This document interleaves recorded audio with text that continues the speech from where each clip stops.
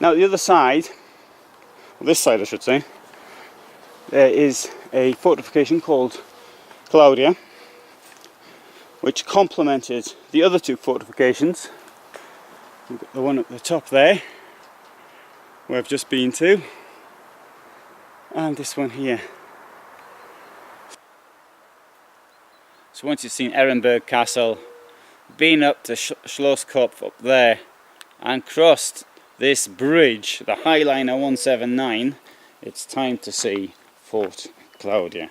Built, or completed I should say, 1645. It controlled this side of the pass, which is below, next to the Via Claudia. In fact, the fortifications are there to defend the Via Claudia, although mainly from the north, which proved to be a little bit of a problem a couple of times, because Ehrenberg Castle was captured and the local Tyroleans had to recapture it, which wasn't all that easy. And we've got some fantastic views of the bridge here, look at that. Amazing. And somebody's done some art up here with bits of rock on tree stumps.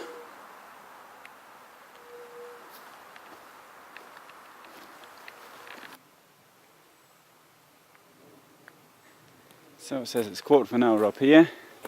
I have noticed I've been slightly faster though than the times quoted. If you wanted to go at the very bottom, it's 3/4 hour.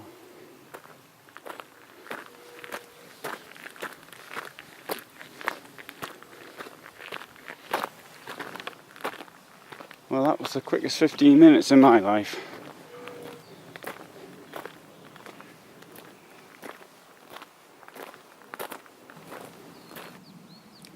So unlike Ehrenberg, which was built in the 13th century, Fort Claudia was built in an age of gunpowder.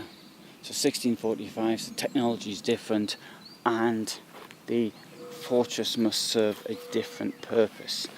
But this fortress is clearly designed to defend only from the north, and that is because of walls which came from it, which offered additional defences, and they can still be seen in the forest.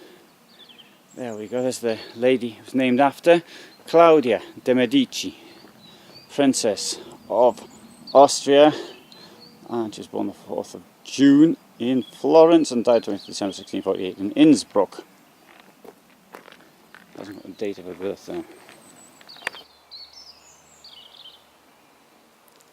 This type of wall was typical, I think, for the 17th century.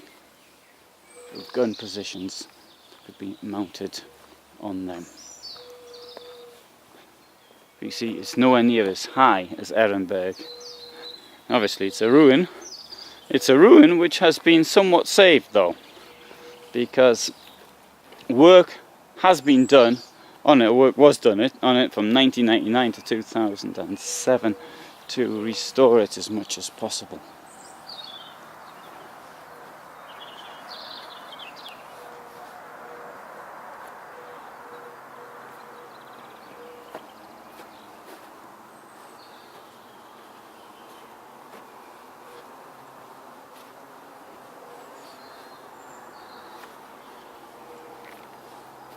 There'll be more information on this in the description, so please look at that, and there'll be links as well where I try and write as much as I can, and I might add to things later as I find out new things.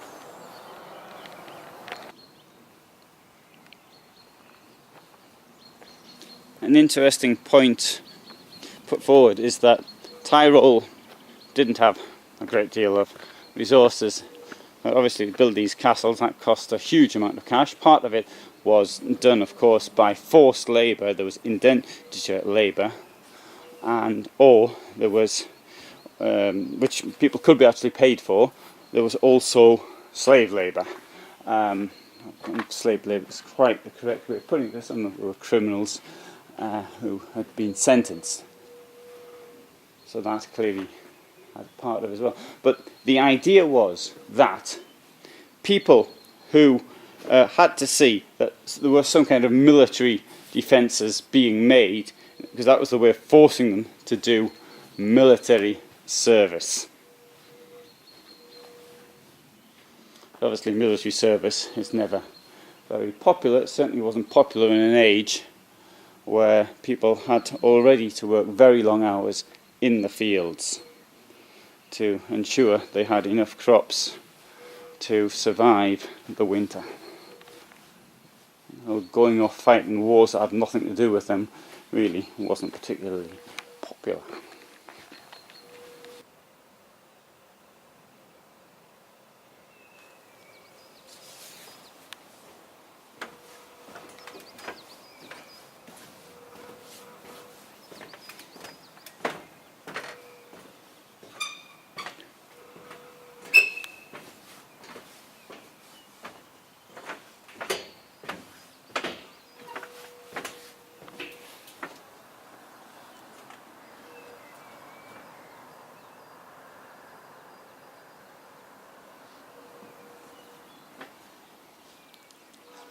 But there's a weak point in the defence.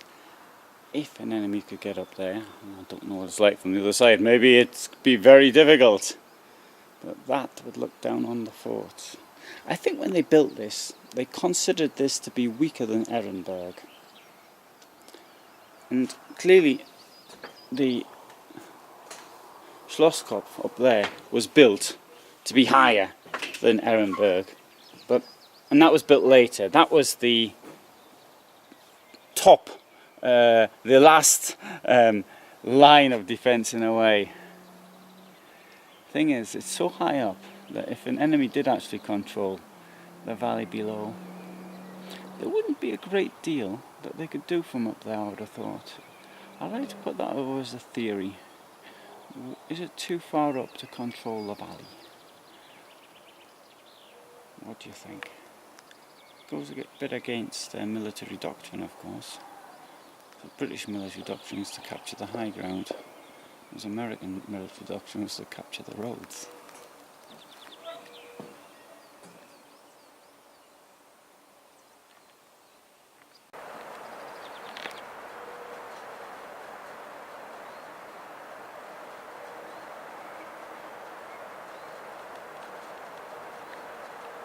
And it's time for me to walk across it and go back home. Or back to the van, I should say.